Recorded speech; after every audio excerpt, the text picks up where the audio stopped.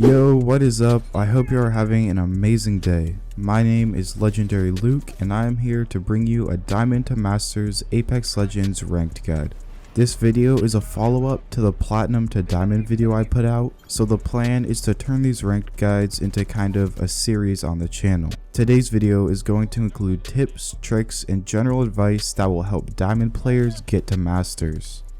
The general idea is just to have the tips, tricks, and content I talk about get more advanced as the series goes on, and to show what separates someone who is gaining RP from someone who is hard stuck.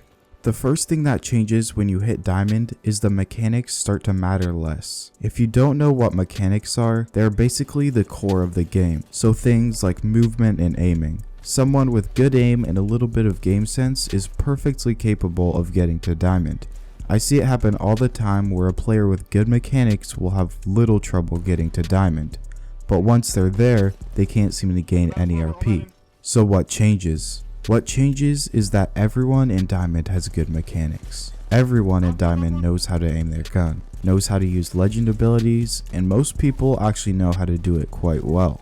Depending on what time in the split you are playing, there is a high chance you will run into pro players and pred teams. So the competition in Diamond is definitely not bad. In Diamond lobbies, the focus shifts from having good aim to making smart decisions. To keep up, you will have to start planning and intentionally making good decisions. Being successful in Diamond comes down to the fights you take and how you take them. So to help you know what factors are important when it comes to knowing whether you should take a fight or not, I put together a short checklist. Number 1 is the location of the fight. Location referring to where you are on the map and where you are in relation to the zone.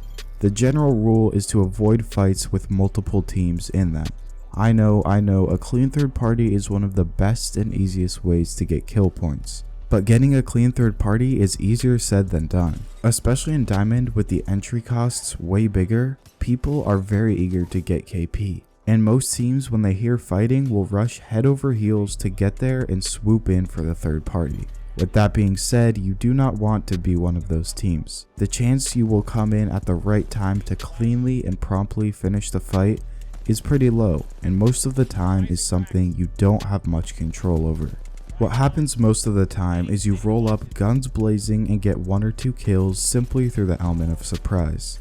But everyone scrambles and the fight becomes a mess and your team gets way overextended. From there, another team who has heard the fighting comes over with the same idea you had, and now you are the ones in trouble.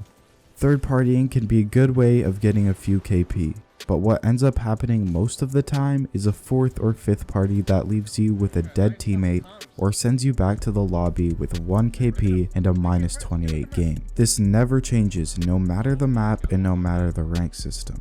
Third partying is always a very inconsistent way of getting RP. The fights that are better to take are the ones on the outer edges of the ring. The reason behind this thinking is that then your team can have a simple 3v3 fight that you can then decide if you want to take.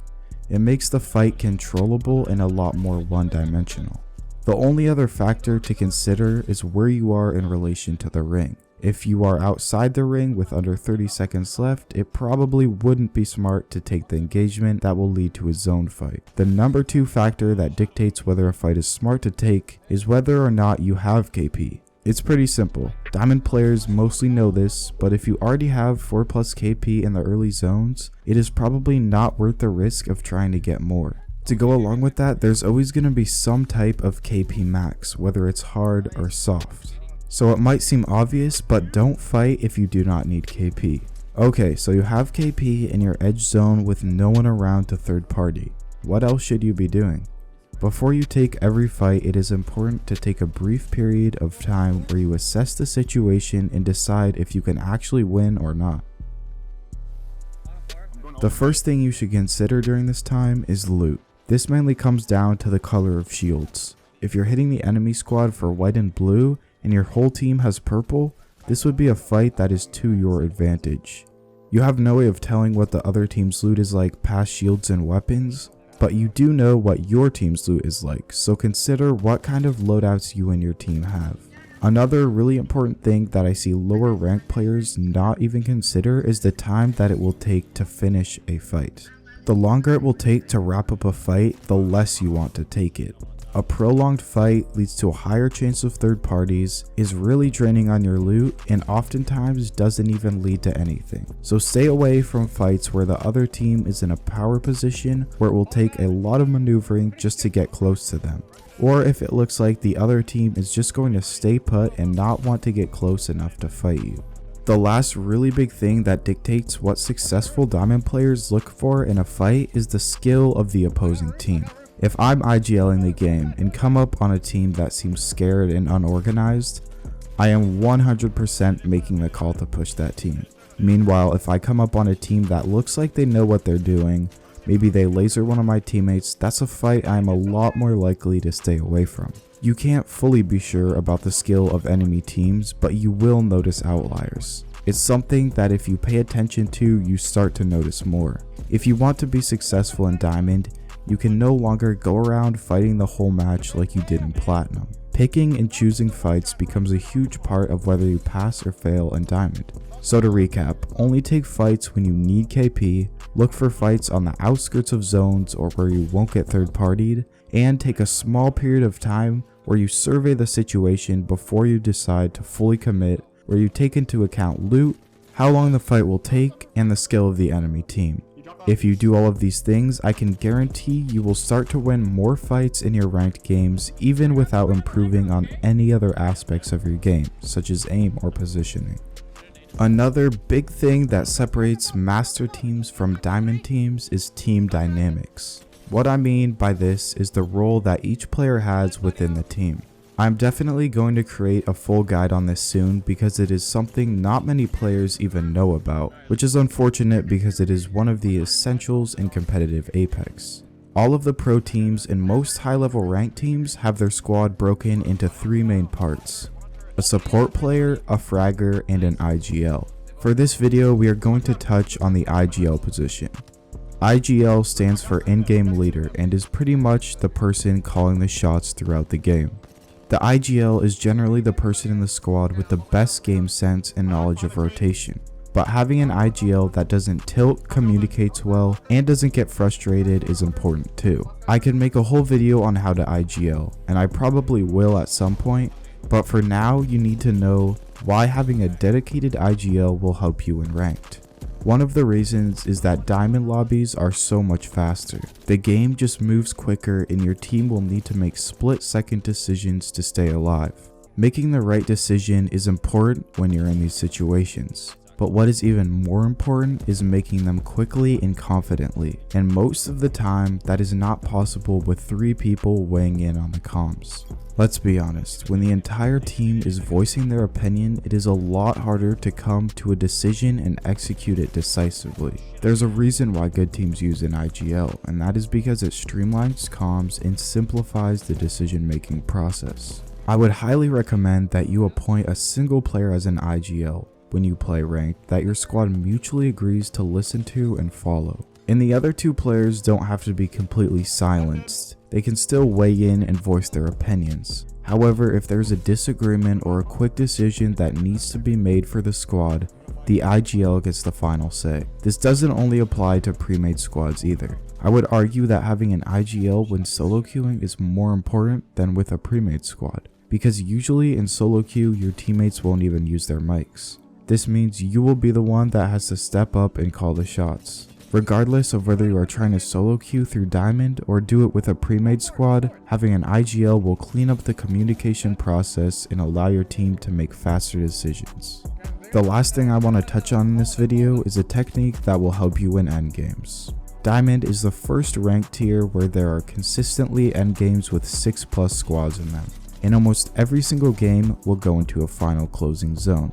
There are definitely still some endgames in Platinum, but they are just not nearly as intense or have as many teams as in Diamond. Playing endgames is a skill in itself, and since they are so common in Diamond lobbies, everyone should know a technique called anchoring. Anchoring is where you have 1 or 2 players stay in the position that your team wants to hold. That is called the anchor.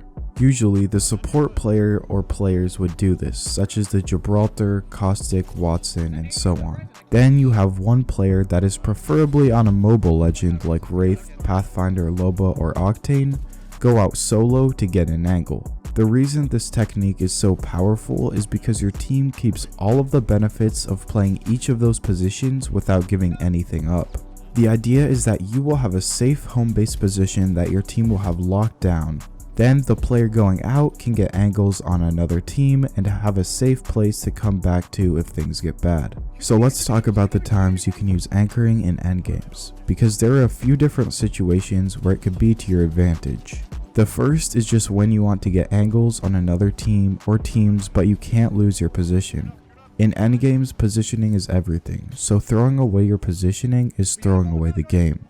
However, in endgames, there's also often free kills if you simply have the right angle because of the lack of space and cover. Another situation where you might want to use anchoring is when you don't have a great position.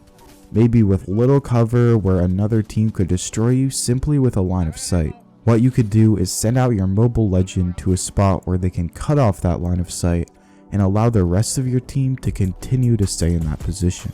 The last situation where you can use anchoring in ranked games is to test out if a position is playable or simply to control it for later.